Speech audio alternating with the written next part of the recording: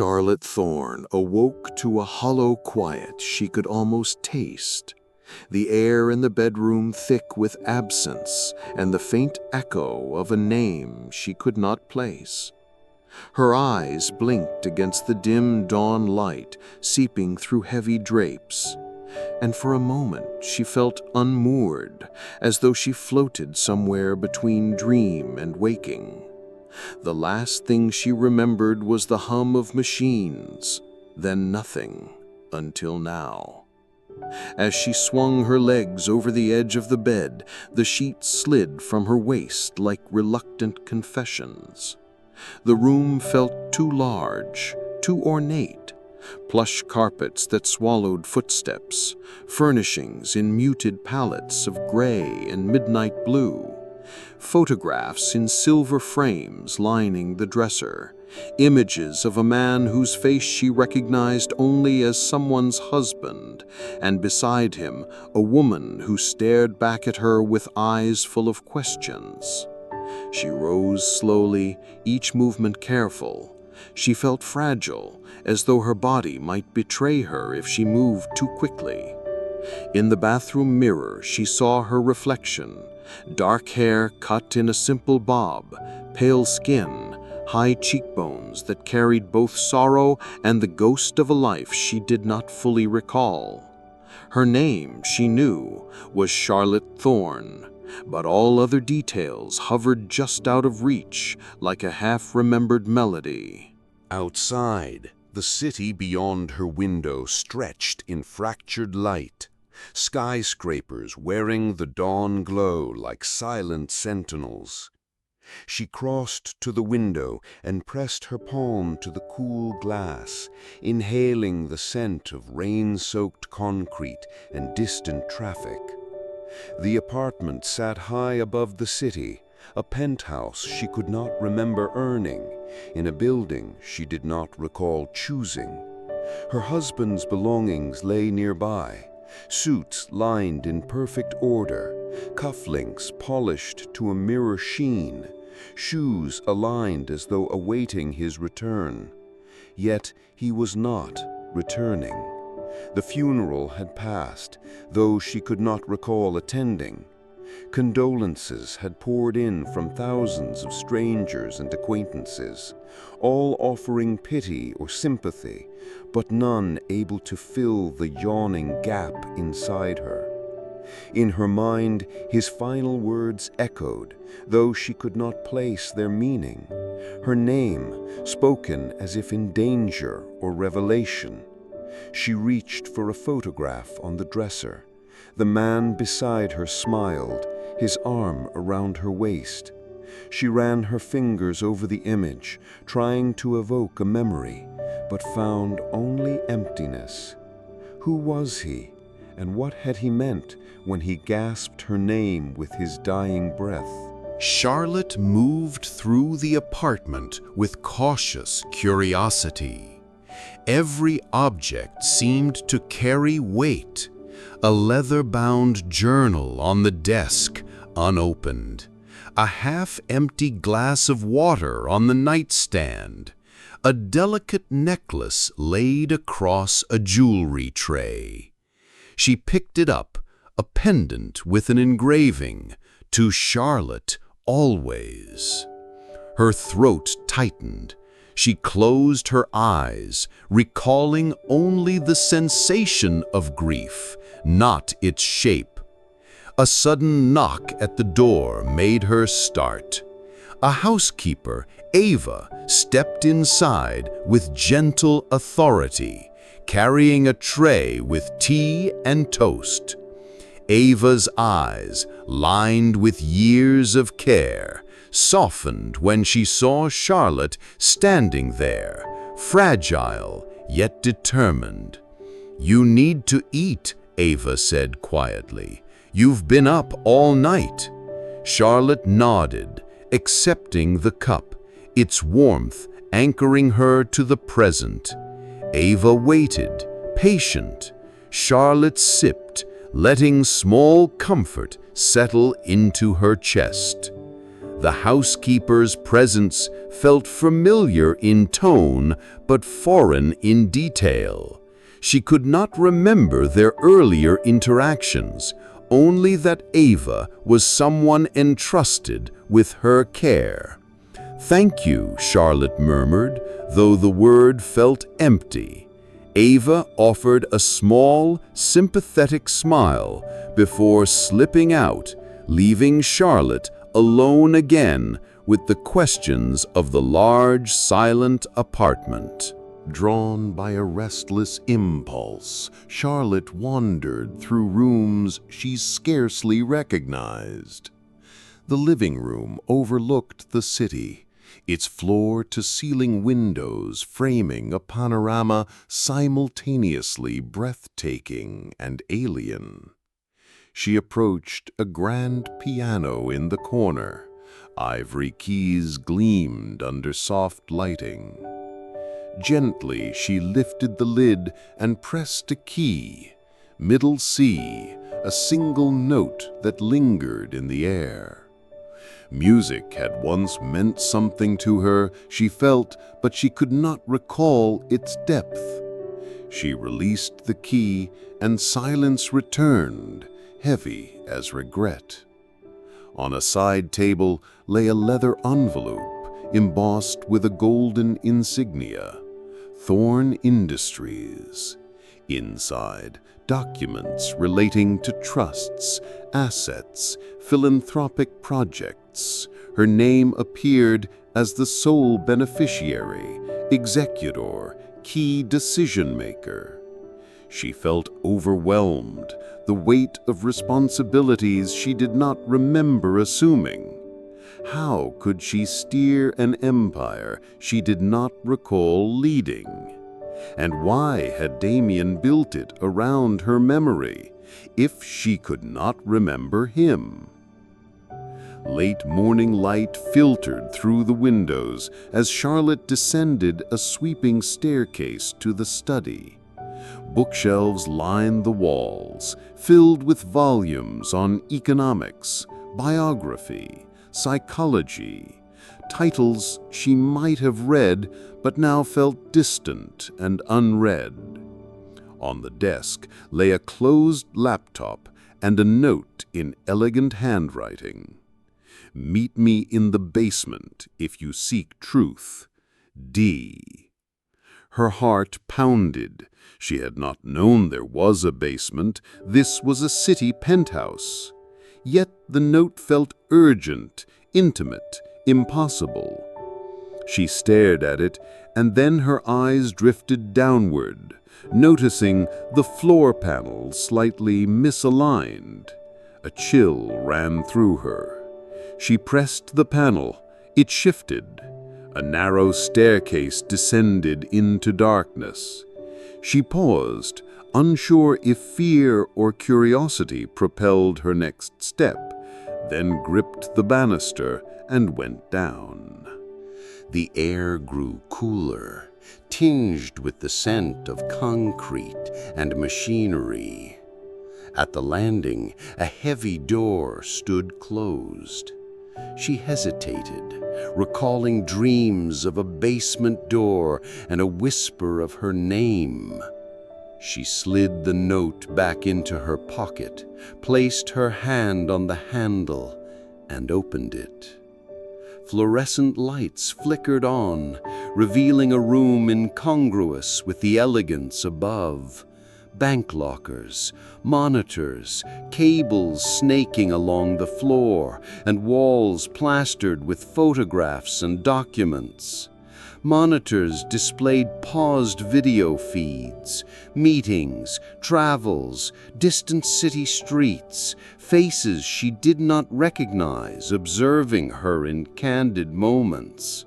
In one corner, secure cabinets bore labels beyond her comprehension.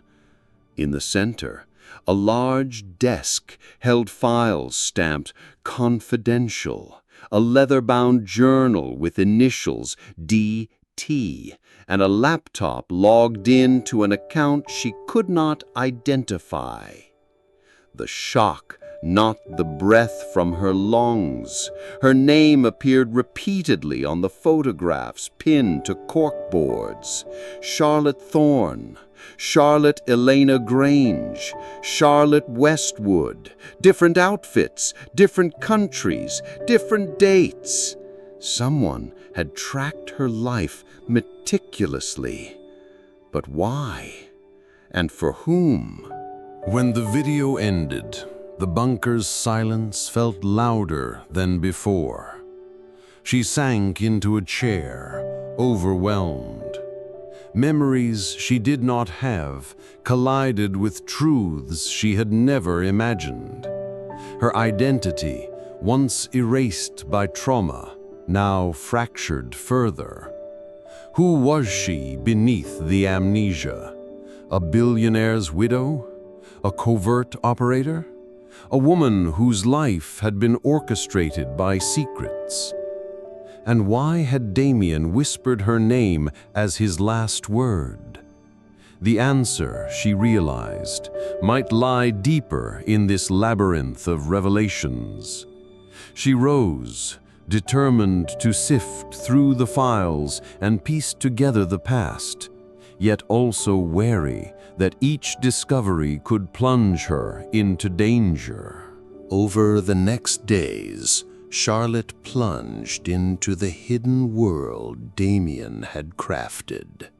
By day, she navigated public appearances, press conferences announcing new charitable initiatives in her husband's name, board meetings with cautious executives, interviews with journalists probing her vision for the company.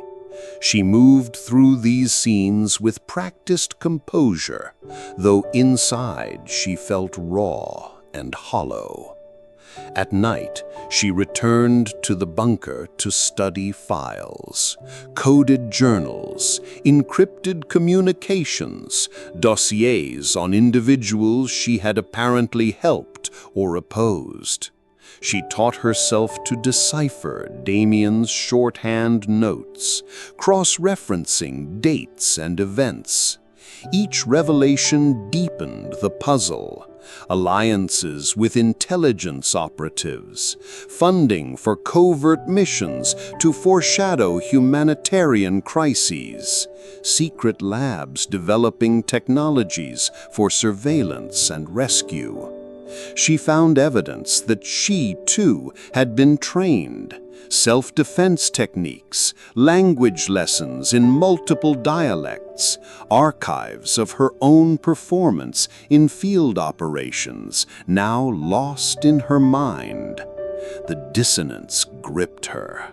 The refined, elegant widow in high heels and designer dresses contrasted starkly with the woman who had once parachuted into conflict zones or negotiated with dangerous mercenaries. She resolved to reconcile these halves of herself, even as she feared the enemies still watching. One afternoon, as she reviewed a dossier on a recently neutralized threat, her assistant, Marcus, arrived with urgent news. An intruder had been detected near the estate's security perimeter. She felt a surge of adrenaline, decades old, yet unfamiliar. Donning protective gear from Damien's private security vault, body armor discreet enough to wear beneath her coat, she descended once more into the bunker. On the monitors, distorted images revealed a figure scaling a wall. She accessed the control panel, triggering lockdown protocols, activating defensive measures. The intruder froze in the camera feed, then retreated into shadow. Security teams converged under her direction, and within minutes, the perimeter was secured. When she emerged, rain-drenched and exhilarated, the duality of her existence felt acute. the public persona managing a heritage empire, the hidden operative commanding security with cold precision. Questions crowded her mind. Who had tried to breach the estate? Was it one of Damien's old adversaries seeking revenge, or someone connected to Charlotte's erased past? She instructed Marcus to enhance surveillance and prepare contingency plans, all while maintaining a calm front for the staff and press. As days turned into weeks, Charlotte's metamorphosis accelerated. She held meetings with philanthropic heads, advancing causes she no longer remembered endorsing, yet guided by an instinctual clarity she could not explain. She pressed for transparency where possible, but maintained the necessary secrecy for projects tied to national security. In private, she honed her physical skills, self-defense drills, marksmanship at a secluded range, review of tactical manuals Damien had left. Each action awakened fragments of muscle memory, a stance flickering familiarity, a breathing pattern used in meditation during missions long past. She began to trust these instincts, even without conscious recollection. Nights were spent in the bunker, reviewing video logs of her own past actions, covert negotiations, rescuing hostages, delivering supplies to oppressed communities under cover of darkness. Her heart ached with the weight of choices she once made, believing they were just. Now she reevaluated every decision, examining morality and consequence. Had Damien's methods been righteous or reckless? Was she complicit in actions that endangered innocence for a perceived greater good? The moral ambiguity unsettled her, but fortified her resolve to define her own path forward. In parallel, Charlotte sought to recover fragments of personal memory. She consulted specialists, neuroscientists, therapists, combining medical approaches with more unconventional techniques suggested by Damien's notes. Sensory immersion, replaying coded messages hidden in music they once shared, exploring locations tied to key events in her past. She traveled incognito to places she had once visited under different identities, a remote village where she had delivered humanitarian aid, a clandestine meeting in a foreign capital, a research facility where she had reviewed emerging technologies. Each journey offered fleeting echoes, a scent in the air triggering a faint recollection, a gesture or phrase resonating within her. Though full memory remained elusive, these experiences strengthened her sense of purpose and connection to a life beyond the gilded cage she inhabited now. During this period, Charlotte uncovered hints of a deeper conspiracy, a faction within global power circles that viewed Damien's covert operations as threats to their own interests. Names surfaced: political figures, corporate magnates, clandestine networks, people who had lost influence or resources because of Damien's interventions. Now that Damien was gone, they might seek to finish the work he began by eliminating Charlotte or dismantling his empire. Aware of the stakes, Charlotte established alliances with trustworthy contacts, former operatives loyal to Damien, ethical hackers, sympathetic insiders in intelligence agencies. Together, they devised strategies to safeguard sensitive data and neutralize looming threats. She authorized the release of sanitized versions of certain technologies, medical breakthroughs, environmental tools, publicly beneficial, depriving adversaries of motives to accuse her of illicit motives. This balancing act required diplomatic finesse, presenting initiatives as charitable ventures while ensuring their protective functions remained operational under secure protocols. Amid these battles, Charlotte's personal life remained fractured. Friends and family, some real, some planted by Damien's security apparatus, navigated her new persona with cautious empathy. She attended society events, offering gracious smiles, yet felt the loneliness of someone wearing another's skin.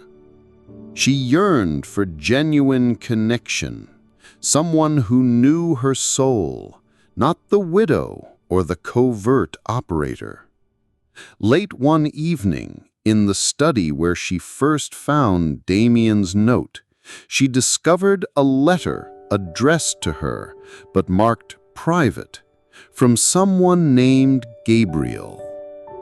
The handwriting felt familiar in an unplaceable way. The letter described memories of shared struggles, quiet moments of vulnerability, love forged in danger. It hinted at a bond deeper than marriage, a partnership in missions where trust had been absolute. His tone was sorrowful yet hopeful, explaining his own role in Damien's secret world and offering to help her reclaim their shared past. The revelation stirred both longing and apprehension. Could she trust someone from a past she did not recall? Yet the letter ignited a spark of human warmth she had sorely missed. Charlotte agreed to meet Gabriel in a secure location, a discreet safe house arranged by her security team. When they met, she felt a jolt. He looked at her with recognition that transcended words. Over coffee, in a quiet room, he recounted fragments, how they had worked together, how Damien had recruited them both for missions that balanced moral imperative and strategic necessity. He described her courage and compassion in moments she could not remember, saving lives in perilous conditions, comforting frightened children in war zones, negotiating with dangerous figures to secure humanitarian aid. He acknowledged the toll it took on both of them, the constant secrecy, the erosion of ordinary life, the sacrifices made for causes only a few understood. As Charlotte listened, tears blurred her vision, grief for the lost relationship, relief at finding someone who saw her truth, fear of confronting the full extent of their shared past. In the days that followed, Gabriel became her confidant and guide, helping her navigate the complexity of her dual identity. Together, they revisited mission files, revising plans to align with Charlotte's evolving moral compass. They tracked residual threats, operatives still loyal to the faction opposing Damien's legacy, capable of violence to protect forbidden interests. With Gabriel, Charlotte confronted the reality that her life had been shaped by clandestine battles, and that reclaiming her own agency meant choosing which parts of the past to embrace and which to renounce. She decided to continue the mission on her own terms, using her wealth and influence to foster transparency, develop technologies for global benefit, and dismantle harmful power structures without resorting to extremes that endangered innocence. As Charlotte's confidence grew, she stepped into the public eye with renewed purpose. She announced a foundation in Damien's name dedicated to global health and sustainability, unveiling initiatives that combined advanced research with community-driven implementation. The world responded with admiration and skepticism. Some praised Charlotte's vision, others questioned the origins of her resources.